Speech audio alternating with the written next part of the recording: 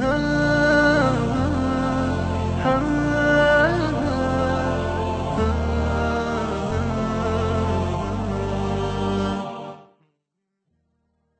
ہے، پوری دنیا کا کہیں بھی اجتماع ہو، رائے میں ہو یا بنگلہ دیش میں ہو، کہیں بھی کوئی ایسا، اور بیان بھی ایسے نہیں ہوں گے کہ بہت کوئی لچھے دار تقریریں ہو رہی ہوں جن کے سننے میں بڑا مزہ آتا ہو، لیکن آپ دیکھیں گے کہ پوری دنیا میں حج کے بعد سب سے بڑا اجتماع تبلیغی اجتماع ہوتا ہے. پوری دنیا میں حج کے بعد سب سے بڑا اجتماع.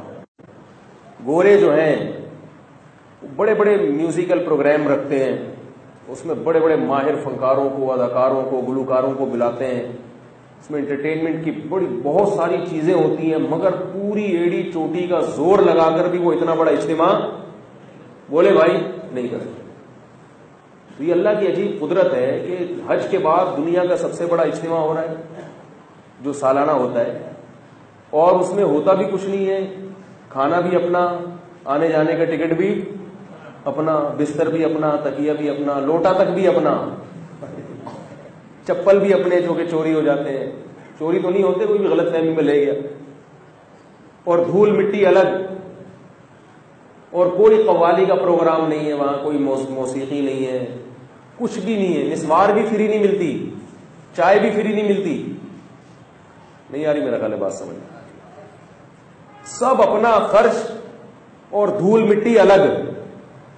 چلو بیان سننے جاتے ہیں تو کوئی بڑا چٹپٹے بیانات ہوتے ہوں گے، کیا خیال ہے، بڑا زبردست کوئی خطیب آتے ہوں گے پنجاب سے، اسپیشل آرڈر پہ بلوائے جاتے ہوں گے، لفافہ رکھ کے ان کو دیا جاتا ہوگا، بھائی ذرا ایسا تڑکا لگانا کہ مزہ آ جائے. پچھلی دفعہ میں زیادہ مزہ نہیں آیا تھا، اس دفعہ بیان ایسا ہو کہ مزہ ہی آ جائے. وہ بھی نہیں ہوتا.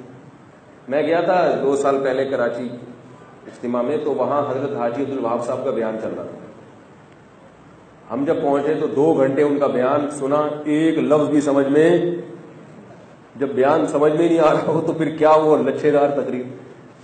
2 گھنٹے کی تقریر کے بعد بھائی جمشید تھے یا کوئی دوسرے بزرگ تھے، انہوں نے اس کا خلاصہ بیان کیا، حضرت حاجی صاحب کی تقریر کا خلاصہ بیان کیا کہ بھئی دیکھو یہ جو پورا بیان، گویا بزبان حال وہ یہ کہہ رہے تھے کہ آپ کی سمجھ میں تو نہیں آیا، یہ تو انہوں الفاظ نہیں تھے، لیکن میں اس کا خلاصہ بتا دیتا ہوں کہ اس کا خلاصہ یہ ہے کہ بھئی یہ دین ہمارے اندر بھی آئے اور ساری دنیا کے سارے انسانوں کے لیے بھی آئے. اس کے لیے فکر قادیانیوں کو کرنی پڑے گی. بھئی عیسائی فکر کریں گے، یہودی فکر کریں گے، کون کرے گا اس کی فکر؟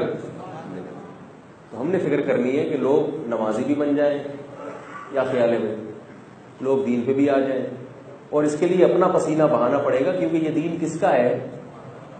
یہ ہمارا اپنا ذاتی دین، صرف مولویوں کا نہیں ہے، صرف علماء کا نہیں ہے، اور مخصوص طبقے کا نہیں ہے، سب کو جنت میں جانے کا شوق ہے.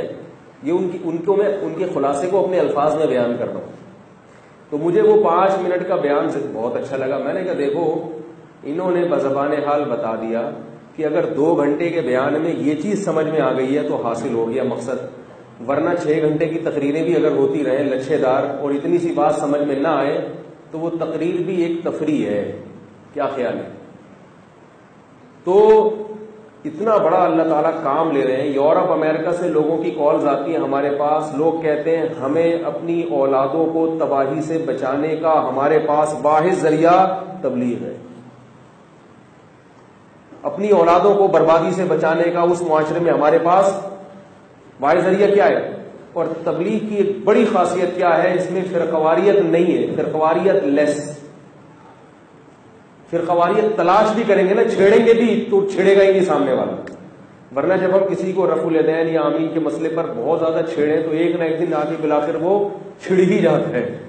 ایک چھوٹا سا قصہ سنا کے اپنی بات ختم کرتا ہوں. ہمارے ایک دوست تھے، وہ مجھ سے ملنے کے لیے آئے، کتنی لمبی داڑھی ان کی، بالکل ناف سے بھی نیچے جا رہی تھی. میری کتاب انہوں نے پڑھی تھی، ایک موضوع پر کتاب تھی، بڑے متاثر ہوئے. تو مجھ سے دوست تو بعد میں بنے، اس میں پہلی ملاقات تھی، ملنے کے لیے آئے. اچھا بھائی جو صاحب جانا چاہیں وہ جا سکتے ہیں، جمعہ ختم ہو گیا، بیان ختم ہو گیا، ابھی آپ اپنی خوشی سے بیٹھے ہوئے، یہ نا ایسا نہ مولوی صاحب بولے آپ نے بٹھا کے رکھا ہوا تھا، تو آپ جا سکتے ہیں جو بھی جانا چاہیں. تو وہ تھے اتنی بڑی داڑھی لمبی. میں نے ان سے کہا، میں نے کہا آپ کا مسلک کون سا ہے؟ داڑھی دیکھ کے کہہ رہے میں اہل حدیث ہوں. اچھی بات ہے ماشاء اللہ. پھر انہوں نے اپنے قصہ سنایا، کہہ رہے میں بڑے مسلک تبدیل کرتا رہا ہوں میں، کہہ رہے میں پہلے گرین چینل تھا، جو بھی ہوتا تھا وہ سب قوالیاں بھی چلتی تھیں ہمارے پورے خاندان میں، نظر و نیاز کی، آج 11ویں شریف ہے، پرسوں 12ویں شریف ہے، اس کے بعد 13ویں شریف آئے گی، پھر 14ویں شریف سے ہی فرصت، آج فلاں کا عرس ہے تو آج فلاں کا میلہ ہے تو آج فلاں کا وہ ہے، وہ چلتا ہی رہتا تھا بھائی، چلو جو ان کی سمجھ میں آتا ہے۔ کہہ رہے ایک دن میں کوئی دیوبندی مولوی صاحب مجھے مل گئے، ان کا میں نے بیان سنا کہ بھئی یہ تو بدعت ہے، یہ تو یوں ہے، تو مجھے وہ دیوبندی کی باتیں سمجھ میں آئی، تو میں کیا بن گیا؟ دیوبندی بن گیا۔ کہنے ایک دن میں کہیں اہل حدیث کے بیان میں بیٹھا تو وہ دیوبندیوں کو بھی برا کہہ رہے تھے اور بریلویوں کو بھی، تو میں کیا بن گیا؟ میں نے کہا بھئی یہ تو بالکل ٹو دا پوائنٹ قرآن حدیث کی بات کرتے ہیں، قرآن حدیث پہ آ گیا، میں اہل حدیث بن گیا۔ کہہ رہے پھر ایک دن جماعت المسلمین والوں مجھے ملے، انہوں نے کہا یہ اہل حدیث بھی کیا ہے غلط، دیوبندی بھی غلط اور بریلوی بھی غلط۔ میں نے کہا بھائی میں نے تو بخاری دیکھ کے رفع الیدین شروع کر دیا، دیوبندیوں کو غلط کہہ دیا، بریلویوں کو میں نے کہا کہ وہ ان کے خیال میں نہیں کسی کو برا بلا کہہ رہا، بھائی یہ ان کی رپورٹ پیش کر رہا ہوں آپ کے سامنے، جو ان کے الفاظ ہیں کہ وہی وہ حلوے مانڈے کرتے ہیں یا وہ یوں کرتے ہیں تو اس کا کوئی ثبوت نہیں ہے، تو تم کیوں صحیح ہو؟ تو وہ جماعت المسلمین والوں نے کہا بھائی یہ جب قرآن حدیث کو فالو کرنا ہے تو قرآن حدیث میں تو فرقہ واریت کی نفی ہے، تو اہل حدیث بھی تو ایک فرقہ ہے، جیسے دیوبندی ایک فرقہ ہے، بریلوی ایک فرقہ ہے، تو اہل حدیث بھی فرقہ ہے، تو اصل میں کیا ہے، سب مسلم بن کے رہو، سب کیا بن کے رہو؟ مسلم۔ اس لیے جماعت المسلمین میں آؤ اور اس کے امام کو لازم پکڑو۔ اور بھی تقریریں ہیں، یہ تو میں خلاصہ بیان کر رہا ہوں۔ تو مجھے کہتے ہیں جماعت المسلمین زیادہ صحیح لگنے لگی، تو وہ کہتے ہیں ہم کس میں چلے گئے؟ جماعت۔ یہی ہو رہا ہے نا، کوئی غیر مسلم، میرے پاس تو غیر مسلموں کے لباس جو نئے مسلمان ہوتے ہیں وہ کہتے ہیں یار میں ادھر گیا اس مسجد کا مسلک ہو گیا، دوسری مسجد میں گیا وہ والا پگڑی پہن لی، ادھر گیا ٹن مارا، وہاں سے جیسے ہم نکل رہے ہوتے ہیں نا، ادھر سے گولے گنڈے والا آیا، وہاں سے تھوڑا سا گولا گنڈا کھایا، ادھر سے نکلے آئس کریم کی دکان میں گھس گئے، وہاں سے کتلی کباب کھا کے، ایسے ہوتا ہے نا بچپن میں جب پیسے بھی ہوں اور تو سب کا تھوڑا تھوڑا ٹیسٹ، تو غیر مسلم بھی جب آتا ہے نا وہ بیچارہ بوکھلا جاتا ہے۔ تو کہہ رہے کہ میں غیر مسلم تو نہیں تھا لیکن دین پہ نیا نیا آیا تھا، دین کو مضبوطی سے فالو کرنا شروع کیا، تو اب چینل روزانہ تبدیل ہو رہے ہیں اس سے، وہ کہہ رہے وہ غلط، وہ کہہ رہے یہ غلط، وہ کہہ رہے الٹی ٹانگیں چھوڑی، وہ پتلی کرو، کہہ رہے رفع الیدین کرو، نہیں کرو، کہہ رہے بالآخر ہم نے ٹن مارا اور کہاں چلے گئے؟ جماعت المسلمین میں آ گئے۔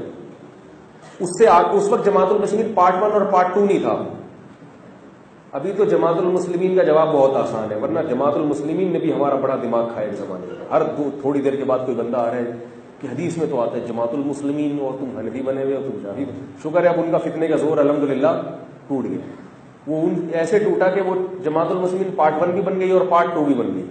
تو اب ہم آرام سے جواب دے دیتے ہیں جب بھی کوئی آتا ہے نا کہ بھی حدیث میں آتا ہے جماعت المسلمین کو لازم پکڑو، تو میں کہتا ہوں حدیث میں پارٹ 1 کے بارے میں یا پارٹ 2 کے بارے میں؟ حدیث میں جو آتا ہے کہ جماعت المسلمین کو لازم پکڑو، اس سے پارٹ 1 مراد ہے یا پارٹ 2 مراد ہے؟ کیونکہ دونوں پارٹ یہی کہتے ہیں، اور سنا یہ اوتھینٹک خبر نہیں ہے، سنا تیسرا پارٹ بھی ہو گیا ہے، 3 پارٹ چل رہا ہے اب تو، لیکن یہ کہ یقینی 2 پارٹ کا تو پتا ہے کہ 2 پارٹ چل رہے ہیں آج کل۔ تو اب وہ جماعت المسلمین میں چلے گئے، جب وہ جماعت المسلمین میں گئے ہیں تو اس کے آگے تو کوئی مزید تھی نہیں نا جو ان کو، تو وہ اس میں پکے ہو گئے۔ انہوں نے کہا بھائی دیکھو ہر وقت قرآن حدیث کرتے ہیں، ہر وقت کیا کرتے ہیں؟ قرآن حدیث، قرآن حدیث، قرآن حدیث، کوئی بزرگ کا قصہ نہیں سنائیں گے کبھی، کوئی ضعیف کمزور روایت نہیں سنائیں گے، بس صحیح بخاری اور صحیح مسلم سے ہٹتے ہی زبردست۔ یہ صاحب مالدار بھی تھے تو انہوں نے اپنا پیسہ بھی ٹھیک ٹھاک جماعت المسلمین میں لگانا شروع کر دیا، اس کو ترقی بھی بہت تھی اور صوبہ سندھ کے امیر بنے تھے۔ کہہ رہے میں 20 سال جماعت المسلمین میں رہا ہوں۔ کتنے سال؟ اور جماعت المسلمین کا صوبائی امیر رہا ہوں میں، نام انہوں نے بتانے سے منع کیا ہے اس لیے میں نام نہیں بتا رہا۔ تو 20 سال جماعت المسلمین کے امیر رہے۔ کہہ رہے مجھے وہاں بھی نفرت اور فتووں کے علاوہ کچھ بھی نظر نہیں آیا، وہ بھی نہیں ہوتا، وہ بھی کافر، وہ بھی کافر۔ تو مجھے ایسے لگا کہ جو 6 آدمی جماعت المسلمین کے ہیں یا 6000 ہوں گے، بہت زیادہ 6 لاکھ ہوں گے، ان کے علاوہ باقی سب کہاں جائیں گے؟ جہنم میں جائیں گے۔ کہہ رہے میرا پھر ضمیر نے مجھے ملامت کرنا، پھر میں نے کہا کہتے میں نے جماعت المسلمین میں ایک اور چیز دیکھی کہ یہ لوگ امام ابو حنیفہ کی تقلید کو تو بدعت کہتے ہیں، لیکن اپنے امام کی ایسی تقلید کرتے ہیں کہ امام حنیفہ کی تقلید حنفی بھی ایسے نہیں کرتے ہوں گے۔ سمجھ رہے بات؟ اپنے امام کی ایسی تقلید کریں گے، وہ دن کو رات کہہ دے، رات کو دن کہہ دے، بس سوائے 2-4 چیزوں میں، باقی ہر آدمی ایسی تکلیف کر رہا ہے. تو کہہ رہے کہ مجھے پھر جو ہے نا وہ بھی عجیب سا لگنے لگا. اب یہ تو اللہ نے ان کی مدد کی، ورنہ ایسے موقع پہ انسان اسلام کو چھوڑ دیتا ہے. اللہ نے مدد کی. کہتے ہیں ہمارے محلے میں تبلیغ والے آئے ہوئے تھے. میں نے کہا جہاں اتنے ذائقے چکھے ہیں، جہاں اتنے ٹیسٹ چکھے ہیں، ایک ٹرائی اور کر کے دیکھ لو. بھائی قیامت میں اللہ کو تو بتا دیں گے اللہ میں کیا کر سکتا ہوں. کہہ رہے ہم نے ایک ٹرائی ماری. اب ان کا اپنا واقعہ کہہ رہے کہ میں نے جب 3 دن گزارے تو میرا خیال یہ تھا کہ یہ لوگ تو حنفی ہیں، یہ تو رفع الیدین نہیں کرتے. میں جب رفع الیدین کروں گا تو مجھے بولیں گے یہ کیا کر رہا ہے بھائی، مجھے ٹوکیں گے. یہ پھر میں زور سے آمین کہوں گا تو مجھے ٹوکیں گے، بھائی یہ کیا کر رہے ہو، ایسے نہیں ہوتا، ایسے بزرگوں نے ایسے فرمایا ہے. تو کہہ رہے 3 دن گزر گئے مجھے، کیونکہ اب تک کہیں جس کے ساتھ بھی یہ ملے تھے نا، کوئی ایسا بندہ ان کو ملا نہیں تھا جنہوں نے ٹوکا نہ ہو ان کو. اب کوئی حدیث دکھا رہا ہے تو چوڑی کر لی ٹانگیں، دوسرا دکھا رہا ہے تو پتلی کر لی. کوئی رفع الیدین کی دکھا رہا ہے، کوئی ترک رفع الیدین کی دکھا رہا ہے، کوئی زور سے آمین کی، پھر آہستہ والی دکھاتا ہے، پھر کلپ دیکھ لیا، عجیب بوکلاٹ میں ساری نہیں ہوئی. اور جو دکھاتا ہے نا وہ کہتے یہی ہے، باقی سب کیا ہے، وہ سب غلط. کہہ رہے 3 دن میں نے گزارے تو کوئی کچھ بول ہی نہیں تھا. ان کی باتیں ہی کہہ رہے الگ ہو رہی ہیں. وہ سب یہ کہہ رہے بھائی کسی طرح محنت کرو، ہم سب 100% کیا بن جائیں، نمازی بن جائیں، نماز پہ آ جائیں سب لوگ. کیا خیال ہے، اللہ اس کے رسول صلی اللہ علیہ وسلم کے احکامات پہ آ جائیں، برائیوں کو چھوڑ دیں، یہ دین ساری دنیا میں آ جائے. اس کے لیے تو وہ جوڑ ہو رہا ہے ان کا. کوئی نیگیٹو بات، ایک آدمی نے 30 سال نیگیٹو باتیں سنی ہو، وہ 3 دن کسی تنظیم کے ساتھ گزارے اور اس کو کوئی نیگیٹو بات نہ ملے تو بڑا تعجب ہوتا ہے اس کو. اور ہے بھی سارے مولوی، حیرت کی بات ہے بھی سب داڑھیوں والے اور فتویٰ بھی نہیں لگا رہے.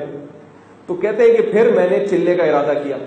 ان کا خیال ہوگا چلا لگاؤں گا تو پکڑیں گے، کیونکہ شروع میں ہوتا ہے نا کہ اب 3 دن ذرا پکا ہونے دو اس کو، ایک دفعہ آ جائے تو پھر ایک دم سے گردن دبوچیں گے اس کی. کیا کر رہا ہے بھائی تو کیا کر رہا ہے، یہ نماز کیسے پڑھ رہا ہے، یہ ٹانگیں اتنی چوڑی کیوں کی، زور سے آمین کیوں کہہ رہا ہے بھائی، یہ داڑھی اتنی کیوں بڑھائی ہے تو نے. تو کہہ رہے ہیں کہ میں نے پھر چلا لگایا. کہہ رہے پورے 40 دن گزر گئے، کسی نے ایک اعتراض. کہہ رہے مجھے پتا چلا بھائی ان کے تو مسائل ہی کچھ اور ہیں، ان کو اس سے غرض ہی نہیں ہے کہ یوں کرتے ہو، ان کو اس سے غرض ہے کہ نماز پڑھتا ہے کہ نہیں پڑھتا. بہت مشکل ہے سمجھانا. ان کو اس سے ہے کہ جو بے دین لوگ ہیں ان کے دلوں میں دین کی محبت پیدا ہو جائے، بھلے ایسے پڑھو یا ویسے پڑھو. جو نہیں پڑھ رہا اس کی فکر کرو کسی طرح مسجد میں آ جائے.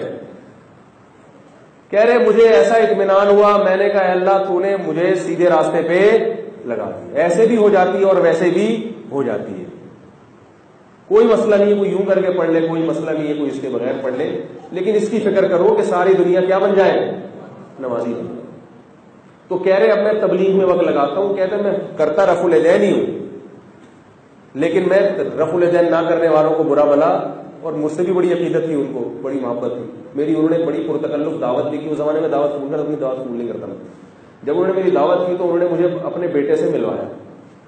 انہوں نے کہا یہ میرا بیٹا حنفی ہے اور میں اس کو کبھی بھی نہیں چھیڑتا کہ تو اہل حدیث ہو جا، اور میں اہل حدیث ہوں، یہ مجھے کبھی نہیں چھیڑتا تو کیا بن جا. کہہ رہے یہ چلا لگا کر آیا، یہ حنفی بن گیا، رفع الیدین چھوڑ دیا. میں نے کہا چلو یار یہ بھی ٹھیک ہے، یہ بھی صدیوں سے چلا آ رہا ہے، سب سیٹ ہے. تو مجھے بتا رہے تھے وقت ہے، کہہ رہے یہ دیکھو یہ حنفی ہے. ایک ہی گھر میں ٹانگیں چوڑی بھی ہو رہی ہیں اور پتلی بھی ہو رہی ہیں، اور جھگڑا نہیں ہے. ہمارے یہاں ایک محلے میں اگر ٹانگیں چوڑی کرنے والا اور دوسرے محلے میں پتلی کرنے والا دوسرے ملک میں، وہاں سے گالیاں بھیجے گا یوٹیوب پہ لکھ کے، فیس بک پہ.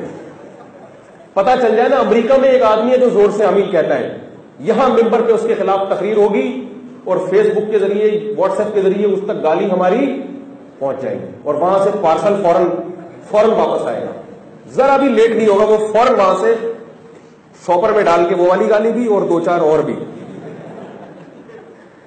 تو بھائی ایک بہت بڑی اللہ کی رحمت ہے کہ اللہ تعالیٰ نے ایک ایسا نیٹ ورک دیا ہے جس میں سب چل رہے ہیں، اور مسلمان اس میں کیا ہے جڑے ہوئے. باقی ایک الگ بات ہے کہ دیکھو جب کوئی اتنے بڑے پیمانے پر کام ہوتا ہے تو یہ ممکن نہیں ہے کہ اس میں خامیاں نہ ہو. لوگ بتاتے ہیں وہ فلاں میں یہ خامی، فلاں میں یہ خامی، تو بھائی ایسا ممکن نہیں ہے. آپ کا گھر چلا کے دیکھو نا، ایک چھوٹا سا گھر ہوتا ہے، اس میں کتنی ساری چیزیں صحیح ہو رہی ہوتی ہے کیا؟ کوئی گھر دنیا کا ایسا بتاؤ جو پورا 100% صحیح چل رہا ہو. کمپرومائز کرنا پڑتا ہے. خیر غالب ہے تو خامیوں سے چشم پوشی کی جاتی ہے. یار خیر غالب. ابا جتنے بھی جن کے بھی ابا ہیں، کیا 100% صحیح ہوتے ہیں بھائی؟ لیکن ابا ہے تو بس ٹھیک ہے، غلط ہے تو بھی ابا ہے. تو جب ایک تنظیم سے، ایک جماعت سے اتنی خیر پھیل رہی ہے، اتنی خیر پھیل رہی ہے، اتنا اسلام دنیا میں پھیل رہا ہے، لوگوں میں محبتیں پھیل رہی ہیں، تو اگر اس میں خامیاں بھی ہیں تو ان خامیوں کی اپنی استطاعت کے بقدر اصلاح کی کوشش کرنی چاہیے. جتنی کر سکتے ہو. نہیں کر سکتے تو چپ کر کے آرام سے بیٹھ جاؤ. خیر کو دیکھو، کیونکہ اس زمانے میں کوئی ایسی تحریک جس میں 100% خیر ہو، یہ ممکن نہیں ہے. کیونکہ نبی کے زمانے سے بہت دور والا زمانہ ہے. ہم کوئی نبی کے صحبت یافتہ تھوڑی ہے. بہت 1400 سال گزر گئے نبی کے دور. تو جو ہے some thing is better than nothing کے فارمولے پر عمل ہو. آئی بات سمجھ میں؟ تو اللہ تعالیٰ ہم سب کو عمل کی توفیق عطا فرمائے. اس لیے تھوڑا تھوڑا حصہ اپنا اجتماع میں ضرور ڈالیں. جو حضرات وقت لگا سکتے ہیں وہ وقت بھی لگائیں، چلے کے لیے 4 مہینے کے لیے، اور ساتھ ساتھ اہل اللہ سے اصلاحی تعلق پر بھی زور دیں. تبلیغ کا الگ نوعیت کا فائدہ ہے، بزرگوں سے اصلاحی تعلق کا الگ نوعیت کا فائدہ. دونوں فائدے انسان کو حاصل کرنے چاہیے. تبلیغ کا فائدہ عمومی ہے، کسی عالم سے، کسی بزرگ سے تعلق قائم کرنا اس کا فائدہ خاص ہوتا ہے. دونوں قسم کے فائدوں کی انسان کو ضرورت ہے. کسی ایک شعبے میں چل کر کسی دوسرے کی کبھی نفی نہ کریں. آئی بات سمجھ میں؟ اگر آپ کسی بھی کام سے جڑے ہوئے ہیں، کسی بھی شعبے سے جڑے ہوئے ہیں، تو دوسرے کی نفی نہ کریں. بولے وہ بھی ٹھیک ہے، یہ بھی ٹھیک ہے. تو اس طرح سے تو کام چلے گا آگے. لیکن اگر ہم سمجھیں کہ یہ والا تو صحیح ہے، اس کے علاوہ سب کیا ہے، غلط ہے، تو پھر معاملہ کیا ہو جاتا ہے، خراب ہو جاتا ہے. اللہ تعالیٰ ہم سب کو سمجھنے کی، عمل کی توفیق عطا فرمائے. الحمدللہ.